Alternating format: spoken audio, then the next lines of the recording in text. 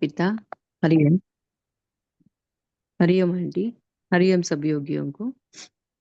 गीता का हम लोग 14वां अध्याय पढ़ रहे हैं, गुणत्रय विभाग योग। उसमें हम आज श्लोक नंबर 16 पढ़ेंगे। श्लोक नंबर 16 भगवान बोल रहे हैं। श्री भगवान उवाच। उवाच। अनुराधा आंटी आपका म्यूट करिए क्योंकि मेरा आवाज इको हो रहा है। अनुराधा आंटी हाँ हाँ सुन लिया। म्यूट करिए। हाँ। श्री भगवान उवाच कर्मणः सुकृतस्याहुः सात्विकं निर्मलं फलम् रजसस्तु फलं दुःखम् अज्ञानं तमसः फलम्।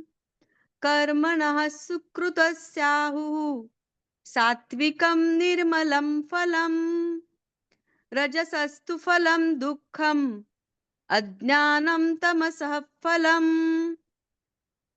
श्रेष्ठ कर्म का तो सात्विक अर्थात सुख, ज्ञान और वैराग्यादि निर्मल फल कहा है।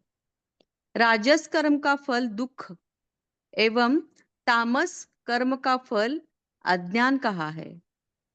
हरिओम।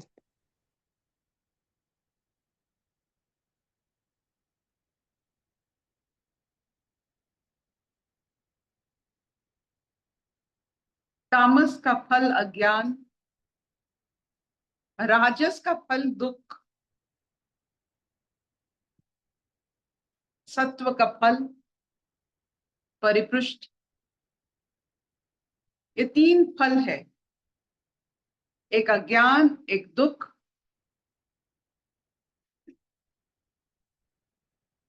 एक पुष्टिकारक। जिस तरफ भी आप देखो आपको अच्छा लगेगा, वो है सत्व। राजसिक व्यक्ति को, राजसिक गुण को ओढ़ने वाले जहां देखेगा उसको दुख लगेगा। उसको जितने भी आगे रख लो, सिंहासन पर चढ़ा दो, वो हर समय कुछ ना कुछ याचना करके दुखी होता रहेगा। और तामसिक तो बात ही मत कीजिए, क्योंकि वो अज्ञान है, मूढ़ है, अपने पैर को काटने वाला है। जिस डायने में बैठेगा उसी डायने को काटने वाला है। तो बार बार बार बार वो दुख क्या है उसको वो मालूम भी नहीं है। तो अंधकार में रहने वाले तामसिक सत्ता, अंधकार को चाहने वाले, अनुभूति को महसूस ना करने वाले, अपने आप पर विश्वास और आलोकित पथ पर ना चलने वाले, बार बार पीछे देखने वाले, पीछे की दस्तक घटित हो गया कथा को बार बार दोहराने वाले, इन लोगों से आप क्या बात करेंगे। आप निर्जीव से बात कर सकते हैं लेकिन मूढ़ से नहीं। आप पत्थर से बात कर सकते हैं, पेड़ों से बात कर सकते हैं, पशु से भी बात कर सकते हैं। मनुष्य रूपी मूढ़ से बात करना बहुत ही दर्द भरा होता है, क्योंकि उनका कोई दिशा ही नहीं होता है। आपने देखा होगा कि जब नदी में बाढ़ आती है, कभी कभी व्हर्लपूल होता है। व्हर्लपूल मतलब उसे क्या कहते हैं, जिसे हम भंवर कहते हैं। तो भंवर में जो पड़ जाते हैं वो तो खुद नीचे जाते ही जाते हैं, लेकिन जो उनको बचाना भी चाहता है वो भी वो भंवर में पड़ जाता है। मूढ़ व्यक्ति को, मूर्ख व्यक्ति को, तामसिक व्यक्ति को आप अगर उठाना चाहोगे, आप भी आप में अगर उतना आत्मबल नहीं रहेगा, तामसिक मूढ़ व्यक्ति को आप उठा नहीं पाओगे। जैसे शक्कर और नमक एक ही जैसा दिखता है, मूढ़ और ज्ञानी एक ही जैसे दिखते हैं। जो आपका समय और आपका शक्ति क्षय करता है वो मूढ़ है। जो आपकी शक्ति वर्धन करता है, जिसके पास बैठने से आपकी मुक्ति आनंद बढ़ जाती है, वो सत्व है। तो आपको पहचान लेना चाहिए आप किसके पास बैठे हो, मूढ़ व्यक्ति के पास या रजस या सत्व के पास। देखकर अपना समय बिताना, क्योंकि मूढ़ व्यक्ति के पास रहने से अगर आपका आत्मबल उतना नहीं होता है, आपका इष्ट तगड़ा नहीं होते हैं, तो आपकी क्षय होती है, आप भंवर में फंस जाते हो। मूढ़ भी बहुत बढ़िया बात करते हैं।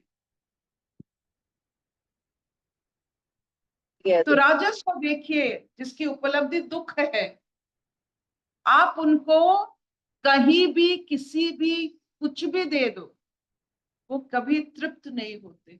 अतृप्त भाव, वो राजस। राजस का फल दुख है। अगर आप दुखी हो, इसका मतलब आप राजसिक पोशाक में, आप ये गुण आप अपने ऊपर ओढ़े हो, जिसमें आप कहीं भी आपको कुछ भी आपको दिया जाता है, आप सिर्फ और सिर्फ दुख प्रकाश करते हो कि ये रह गया, ये मुझे नहीं मिला।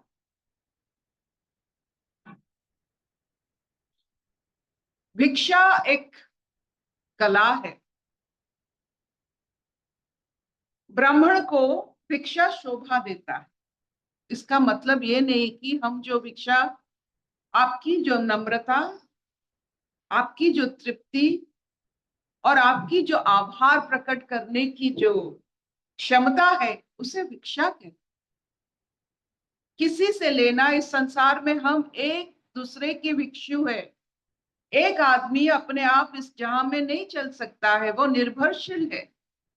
हम 1000 लोगों के सामने भिक्षा करते हैं, नहीं तो हम नहीं चल पाएंगे। चाहे वो चावल हो, गेहूं हो, आलू हो, भिक्षा तो करनी होती है। ये जो भिक्षा भाव हम में रहती है और आभारपन रहती है, ये भिक्षा को परिपूरक, जैसे हम खरीदते हैं, हम अपने पैसा अर्थ देखकर खरीदते हैं, लेकिन अगर आभार प्रकट करते हैं, वो भिक्षा बनती है, वो सत्व बनती है, वो आनंद बनता है। हर चीज में आभार प्रकट करने का यहाँ आपका कोई किसी पर हक नहीं है।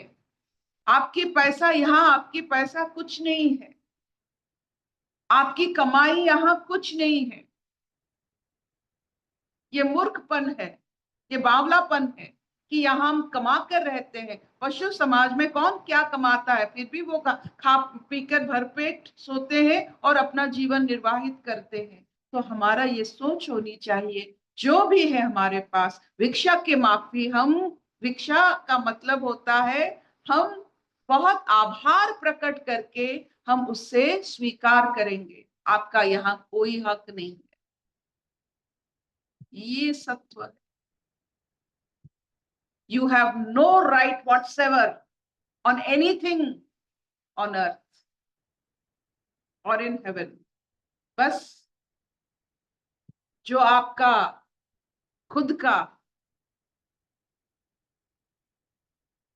सौगात है आपके, और ईश्वर अपने आशीर्वाद भेज रहे हैं, खाने के माध्यम से, प्रशंसा के माध्यम से, ओहदे के माध्यम से, ये जो सब वो भेज रहे हैं, आपके कर्म स्वीकार करके आपको जो भेजा जा रहा है, उसे बड़े प्यार से, आभार से अगर आप स्वीकार करते हैं, भिक्षा करते हैं, तो आप देखोगे आप हर बंधन से मुक्त हो जाते हो।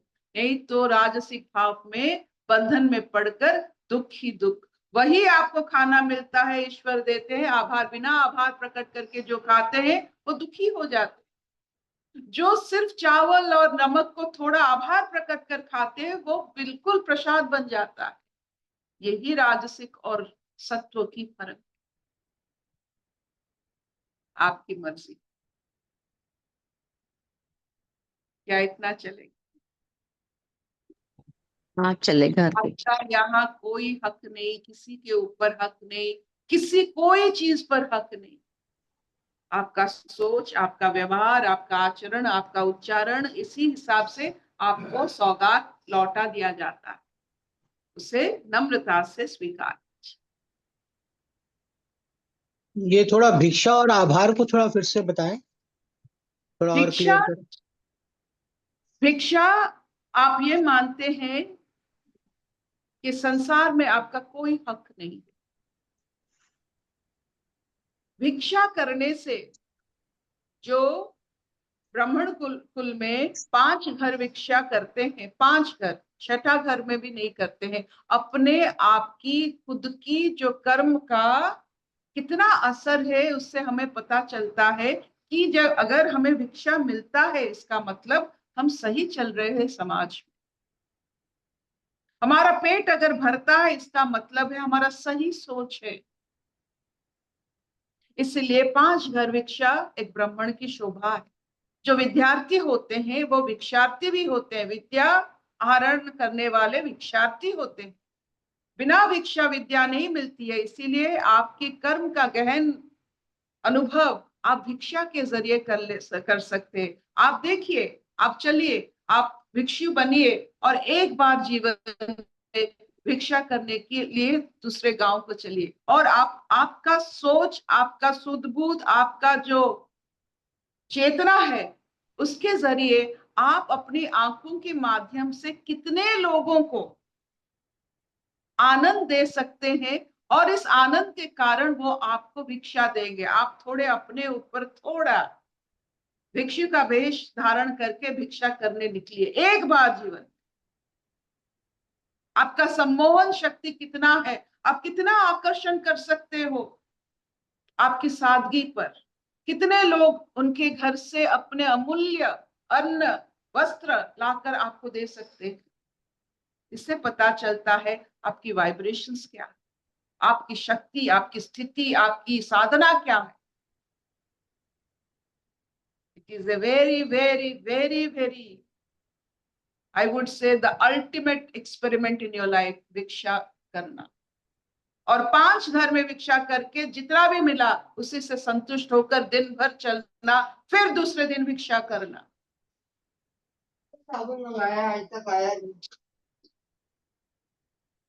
सोचिए थोड़ा, यहाँ तो हम सब हक मान लेते हैं, आलू भी हमारा हक है क्योंकि हम पैसा देकर खरीदते, नहीं आपका हक नहीं है, इसीलिए आलू आपका डायबिटीज करता है क्योंकि आपने हर चीज को अपना हक माना।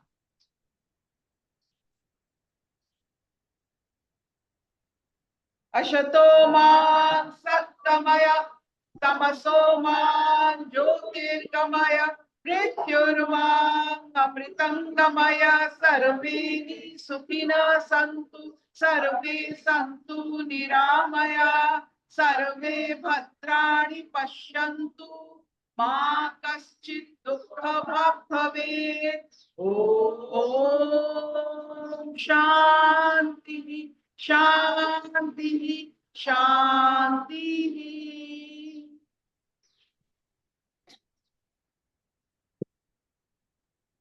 आज भिक्षा का नया समझ में आया।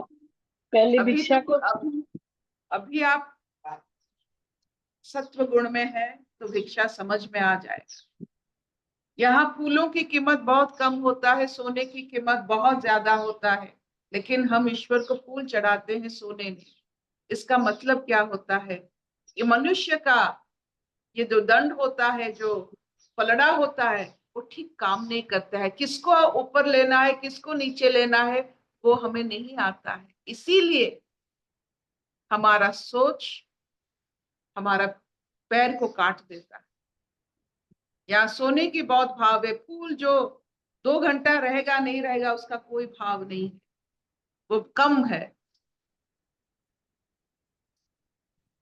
Thank you, thank you.